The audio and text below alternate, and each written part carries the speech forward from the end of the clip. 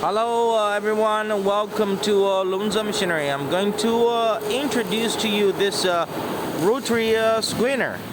This rotary screener is suitable for the raw material is sawdust, wood sawdust with the stone or with plastic or with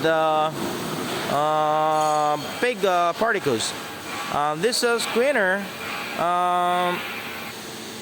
from here you can feed the raw materials from this input hopper, and then inside it with screens.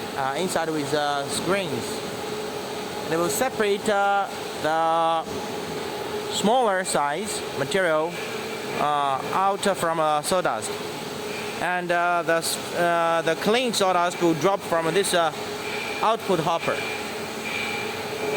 From here you can feed the electric motor and the gear reducers connect to this screener.